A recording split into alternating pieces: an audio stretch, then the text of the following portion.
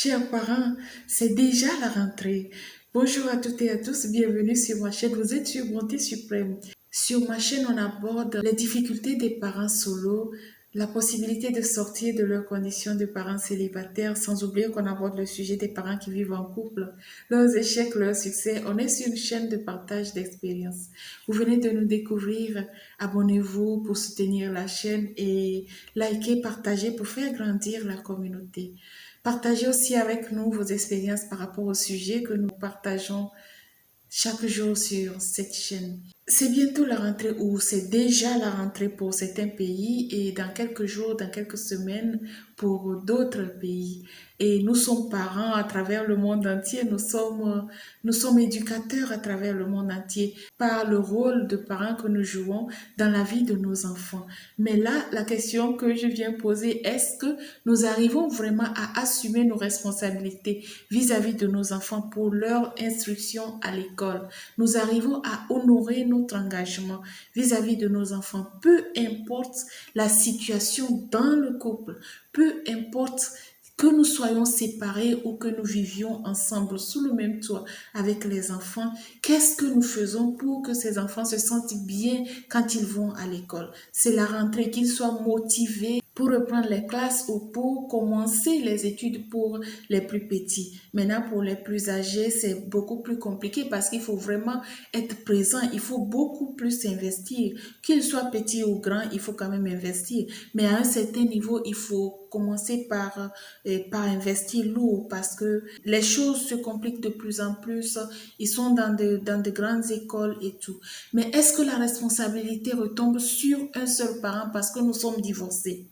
Ou parce que nous ne vivons plus ensemble, ou alors nous vivons sous le même toit, mais il y a un qui s'en fout vraiment du fait que les enfants doivent aller à l'école, les enfants doivent aller se faire instruire ou pas. Il commence l'année et même avant la fin du premier semestre, c'est des retours à la maison en cascade.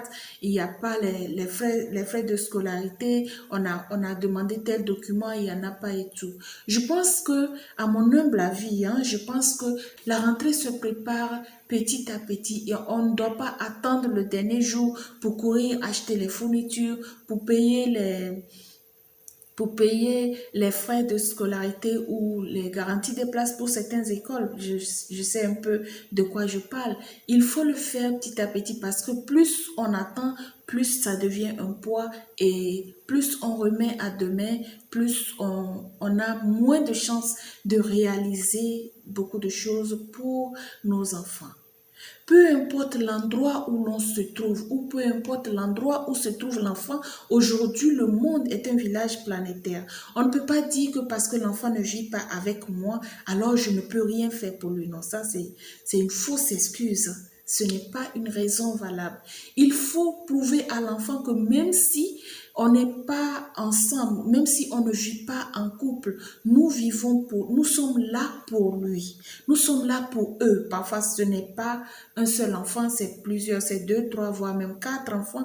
Même si je ne vis pas avec mon épouse ou même si je ne vis pas avec mon époux, je suis là pour mes enfants. C'est très indispensable. C'est une façon de rassurer les enfants et c'est à long terme, c'est une histoire qui perdure. Ça ne s'arrête pas aujourd'hui. Je n'ai pas fait ça, les enfants vont oublier. Non.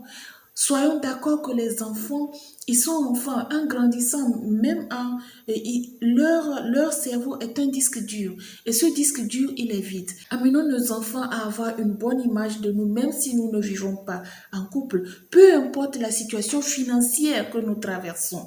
La situation financière ne peut pas nous empêcher d'être présents dans la vie de nos enfants. Ce sont nos enfants, ce sont comment dire, nos héritiers. Peu importe la quantité ou le volume de matériel, la quantité d'argent et d'abondance financière que nous avons dans notre vie, n'attendons pas d'être financièrement aux anges avant d'être présent dans la vie de nos enfants. Même si c'est 1 franc que je gagne, je donne 3 cents ou 3 je ne sais quoi. Même si c'est 1 000 francs que je gagne, je sais que je sors 200 francs ou 400 francs pour mon enfant. L'enfant sait que mes parents n'en ont pas, mais voilà ce qu'ils me donnent.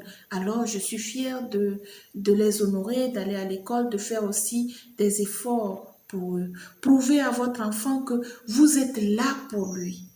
Vous êtes là pour eux. Prouvez à vos enfants que vous êtes là pour eux. Peu importe la situation dans le couple, peu importe la situation entre vous, peu importe la raison pour laquelle on s'est séparés, les enfants n'ont rien à voir dans nos conflits. On le dit et on ne cessera pas de le dire. Il faut amener les enfants à bien grandir, à prendre la vie du bon côté positivement et à être un exemple de demain. Chers parents, assurez l'avenir des enfants. Ils n'ont pas demandé à venir, nous leur faisons venir. Alors, soyons responsables vis-à-vis de nos engagements, soyons responsables vis-à-vis de nos enfants. La rentrée n'est pas l'affaire d'une seule personne. Peu importe si ce parent est milliardaire.